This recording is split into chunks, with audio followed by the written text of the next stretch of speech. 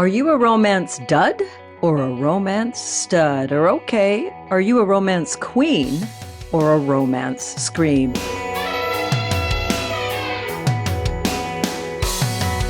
Welcome to this episode of Sex, Love, and Elephants. Today, the top 3 tips to create and give your sweetheart more romance in 2024. Oh boy, let's jump right in. And if you're a bit confused, it's the beginning of the year. It's the time to make change. And I know you probably already busted your New Year's resolutions and they've gone by the wayside. But the most important predictor of happiness, health, and well-being in our human lives, according to research, is the health and happiness of our romantic relationship. So in this series, I've been giving you the top 3 tips to improve your relationship in various ways in 2024. We started with the first top 3 tips for better sex in 2024. That was 2 weeks ago. Make sure you give that baby a listen. Last week, it was the top 3 tips to how to stop ugly fighting or how to communicate better. And today, top 3 tips for romance. First of all you romance Grinches out there, let me, first of all, give you a big old hug so your heart can grow 3 sizes today and say, I get it. It's pretty easy to be cynical about modern love. We are so misled by the media and by romantic comedies and romance novels, which is the biggest selling genre of fiction and has been historically forever. Okay, personal confession. My hubby gave me in my stocking this year a book he'd found at a bookstore that was supposedly a bestseller for women. What it was basically a romance novel with a bit of a thriller component in it. Some bad guys and some mafias and, loving the good cop and he gets shot or whatever. So I kind of rolled my eyes and said, thanks, this looks hilarious. Thanks, babe, I'll give it a try. And I started reading it. And I will confess here on my own podcast that it was a really enjoyable read. It was well written. The sort of thriller, drama aspect was well written. It was interesting. It was gripping. The love affair, though, was freaking hilarious because it was, of course, with a huge, broad-shouldered, studly guy. The sex scenes were really explicit and really well written, I must say. Accurate in terms of clitoral orgasm and what a woman needs. And the guy had a ginormous phallus. Yep, he was super well hung. And she had to be careful for the breadth and the depth of his great penis or whatever. I won't get into all the details, but the sex scenes were actually really well written. So it was overall a good read, bit of a thriller, kind of cop drama, and with this romance. But the thing that cracked me up is that it was so cliche, back to the bodice ripping novels of my mom's day, that the guy was achingly good looking. And they all have these, none of them are called John or Fred, right? One of them was called Lucian and the other was called Knox, Knox. So all these really sexy names, etc. So it just cracks me up about the illusion of romance, right? Because there was incredible sex. And when these tough guys who never wanted to fall in love, of course, fall madly in love with our delightful, smart, intelligent, funny, and independent heroine, they get very romantic and they say really romantic things, which are wildly out of character for how these characters are written, because basically they just grunt a lot and swear a lot. So I got a real kick out of it, but it also speaks to something that can be really, I'm going to use the word dangerous. It can be really dangerous in terms of our romantic relationships, which is this illusion that love and romance need to be a certain way. Given all that, a lot of you are cynical or disappointed or hurt about romance because in your own relationship, you either find that you think romance is dumb and you don't want to waste time on it and your partner should know you love them and you're perfectly happy with the way things are. Or you might be on the other side of that where you're disappointed, hurt, lonely because you don't find that your partner is romantic in the way you'd love them to be. So here we go. Top 3 tips. Nice short episode, actions you can take to help you be and experience more romance in 2024 and for every year, minute, month, hour, day for the rest of your life. The first one, get your groans out of the way now because yes, ma'am, yes, sir, yes, LGBTQ plus, they, them, you, non-binary, non-descriptive, beautiful human beings. Go on dates already. I'll wait for the groans. I'll wait for you to roll your eyes. It's a good thing I can't see you. And groan because you're so sick and tired of hearing that dates are helpful. Well, I'm sick and tired of hearing that if you eat more healthy food and move your body more, you'll be more fit. But it doesn't make it any less true. Going on dates, there's a lot of research to support this, everybody. I'm a scientist, I'm a sex therapist, I'm a PhD psychologist. I went to some of the best training in the world. I was accepted to Harvard for my postdoc. I went to UCSF because it had an even better program at that time in the area of sexuality and the type of research and therapy I wanted to do. So I'm not just pulling this out of the ether or any other orifice in my body. The research is really clear. When you do something interesting with your sweetheart, you find them more interesting. There's some great research to show that when you do something out of the box, so I'm going to prescribe weekly date nights or date afternoons or date mornings, whatever works for you, and that at least once a month you do something out of the box. And what I simply mean is something novel to the two of you. It might be going bowling. It might be going ice skating. It might be trying a new restaurant with a type of interesting food from another country that you've never explored before and you don't know much about. It might even be as silly as going to the type of movie you'd normally never go to. Not a Marvel Universe person. Are you a film festival circuit person? Go to a Iron Man. I guess they don't make those anymore, but Spider-Man or whatever the newest Marvel movie is. Love your Marvel movies. Love your action movies. Go to maybe a thoughtful, deep piece that has won at Cannes Film Festival this year, like Maestro or something. Out of the box. Why is that helpful, Dr. Cheryl? It's because when we expose ourselves to something that's new to us, there's a sense of what? Novelty. Now, novelty can be interesting. And one of the difficulties and the reason romance starts to flatline in your long term relationship is that you cease to be excited about the same old partner, the same old way of kiss, the same old love making, and certainly the same old dates, which you, by the way, may enjoy. You might really enjoy going to your local pub and having chicken wings and a beer and watching the game together. It might be really a great ritual. Keep it going. Make that one of your date nights. You might love going out for a quiet dinner. You don't talk a lot. You just kind of enjoy the ambiance. And frankly, you enjoy that neither of you had to cook tonight or clean up. Those are great. But I want you at least once a month to design a novelty date. Again, I've given some ideas. Bowling. Go to a new restaurant, do something new, go for a hike or a walk in your neighborhood. If that's not normally your jam, the idea is to put you and your sweetheart in a situation that is new to the two of you.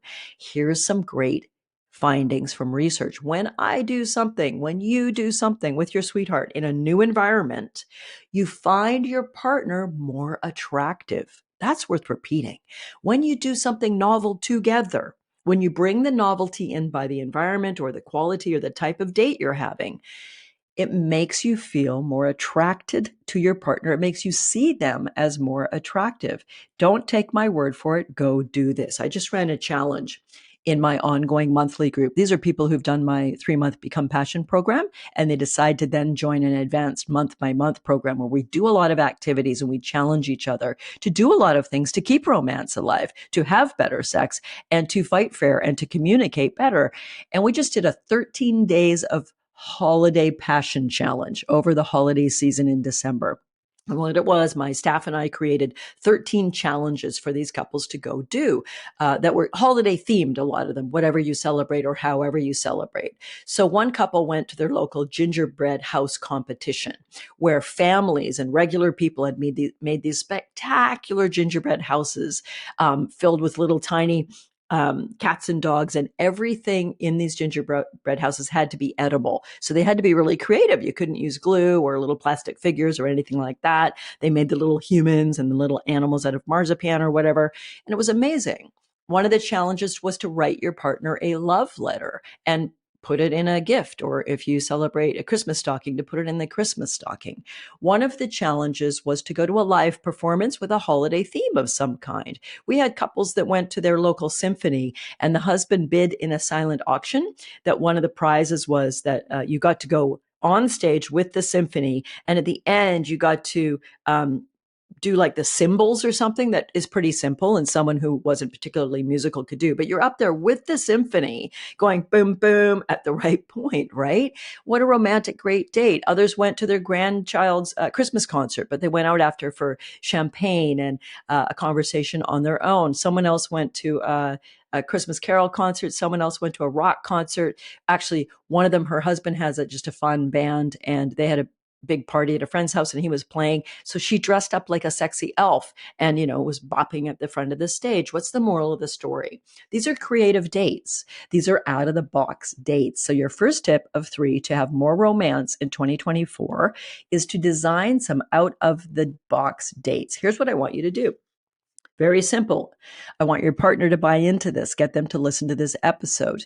I want you to decide as best you can. Our schedules change, especially those of you with children, et cetera, in the house. But for my sweetie and I, generally our date night is Friday night date night. For you, at the beginning of each week, you might need to check your busy calendars and say, okay, I can do Wednesday evening this week, babe. Or, hey, we've got Sunday morning free. Let's do a crazy brunch thing, or rent bikes and bike around the seawall like we've always talked about doing, but we've never done. Ideally, pick the same day and time. If that doesn't work, no problem. Then each week, pick a time that works for you. And then alternate who plans the date. Pretty simple. Flip a coin. I'm going first. I'll plan date 1. You'll plan date 2. I'll plan date 3. You'll plan date 4. I want you to do this. If you do this successfully for the next month, if you have 4 dates with your partner this next month, and you send us proof of that in an email to hello@drcherylfraser.com. You can just tell us what your 4 dates are. We'd like to see a photo or two. We're going to send you a prize. Yep, we're going to send you a prize, because great relationship is about taking action. Great relationship is about doing stuff, not just talking about stuff. And if you want more romance, you got to get off your, I'm sorry, my loves, but your lazy, complacent, non-romantic butts and start creating fun and dates. And then tell me how it went, because I can guarantee you'll feel better after you do it. The second thing is a really simple, more of a daily way to create romance and more connection through the year. And I want you to try it for this month. This is going to come out. When's this going to come out? On January 22nd. So great. From now until Valentine's Day, that's almost a month. Do this. I want you, and then do it for the rest of your life. But the second romance tip is to share a daily gratitude. Very simple practice. You can do this in about a minute or 2 or 3 a day. But again, great research to show people that express gratitude or write down things they're grateful for, or, think about a couple of things you're grateful for. It lowers your heart rate. It lowers your stress response. It lowers your blood pressure. It tends to lead to more positive, a positivity bias in the brain, where you're looking a little more for what's going right instead of what's going wrong, and overall sense of more well-being and ease and comfort. Those are all very good things. So what I want you to do every day for the next month is share a gratitude with your partner in the following way. One thing I'm grateful for about you today is, or here's one thing I feel grateful about today about you that you've done or you've said, or I'm really grateful for X. It's really a beautiful practice. My hubby and I do this. We actually, and in my ongoing group, every month we pick a daily challenge that takes 5 minutes or less, and we practice a new one. Sometimes we recycle back to the ones we really like. So a few months of the year, we recycle back to sharing a daily gratitude, and it's beautiful. I'm going to think of one right now. I'm recording this pretty early in the morning. It's about 8 a.m. And so I'm already grateful that when I got up and popped in the shower, because I've got a really long day of teaching, I'm teaching my last class for my current group of 3-month couples in Become Passion this week. I've got a lot of prep to do, and I wanted to get this podcast out early to my team. So I got up early, hopped in the shower, and by the time I got out of the shower, he had made a beautiful cup of tea and our green shake we have in the morning, a whole bunch of veggies, a bit of fruit, some protein powder. And he just did it with a kind heart and a graceful self. And then he sat down, and we had a bit of a chat and kind of checked in. I'm so grateful that my partner creates a morning routine, particularly on the days I'm most busy. It's a chance for us to connect. So what are yours? What would you tell your partner? Do this right now. If you're listening to this when you're driving, you can think of the gratitude. If you're listening to this when you're on a run or with the dog at the dog park, think about that gratitude. If you're able to text it to your sweetheart right now, do that. You can text these, you can share them verbally. My favorite is when the two of you share your gratitudes verbally at the same time, but you can put them on a post-it note, stick it in their briefcase. You can text it to them. You can greet them at the door when they get home and say, honey, one of the things I'm so grateful for about you today is how cute you are with our dog. I love it when you baby talk to them and you just adore them, and it just lights me up. You're such a sweetheart. So there you go. Your second tip, share a daily gratitude. Your third tip is special occasions. I've talked about this on the podcast before. I'll probably talk about it again because it's really important. And I know cynics, I love you. Cynicism's a bit of an easy emotion to dismiss something, and it's at heart, you're quite right. It can seem a bit over the top. These celebrations now, I mean, baby reveal parties and all this and all that. Promposals are a thing. I mean, maybe it's getting a little over the top, but in terms of you and your sweetheart, you and your romantic partner, I want you to look at the year to come. 2024 to come. And I want you to already pre-decide now which special occasions you're going to celebrate. I'll give you a few obvious ones for romantic partners. One is kind of chronologically moving forward in my year. Valentine's Day is the next one. Then it happens to be my birthday, and it's a big number birthday for me at the end of March. And then we've got the anniversary of our first date, which is in the beginning of August. And we always celebrate that because it was a very magical first blind date for us. Then there's my sweetheart's birthday in early September. And then there's our wedding anniversary in early November. So there's 5 things. 2 birthdays, 2 anniversaries, because as I said, we celebrate anniversary of our first date as well as of our um, wedding itself. And Valentine's Day. We like to celebrate Valentine's Day. I'm wearing red today and everything because Valentine's Day is a ridiculous holiday and it's mainly to sell really crappy chocolate and Hallmark cards. I get that. I get that, all my fellow cynics. It's also a great excuse to make a fuss of your sweetheart. Now, I don't care if you go out on February 14th itself, but plan something special that acknowledges Valentine's Day. You can say, it was a good reminder for me to cherish you. It was a good reminder for me to make you feel special. It was a good reminder for me to get off my lazy butt and do something, whether it's in a gift, whether it's in a romantic gesture, whether it's you go down to the beach and you've used some stones to build a heart in the sand and put I love you in it. But making those efforts that we used to do when we were dating. Okay. When we were dating, when we were trying to catch this person, when we were trying, let's be honest, to impress this person and make them want to be with us, we pulled out all the stops. We romanced them. We planned special events. We gave gifts. We gave love. How you doing now? A lot of us have got very lazy in that department. So this podcast today is your call to action, the top 3 tips to make life and your sweetheart and your relationship more romantic this year. Number 1, dates, including at least 1 adventure date a week. Number 2, daily gratitudes. Just really remembering how damn grateful I am that you're in my life each and every day, even when we're really struggling, even when I'm hurt or angry. At the bigger picture, I'm still very glad you're here. And third, celebrate special occasions. Knock them out of the park. If you really get a good one, send it to us. hello@drcherylfraser.com, and we'll be very happy to acknowledge you here on the podcast and share what you did with everybody. Okay. That almost brings us to today's love bite. But first, I want to remind you, I've been getting some emails asking, when is the next session of the Become Passion program? If you don't already know, that's my 12-week signature online couples program. And I'm offering it in spring this year. We're going to open the doors at the end of April. We'll kick off right at the beginning of May. If you'd like to learn a bit more about that program, you can click below and go to the waitlist page. There's a very short video where I talk a bit about it. There's a link to testimonials from a lot of couples who've taken the program.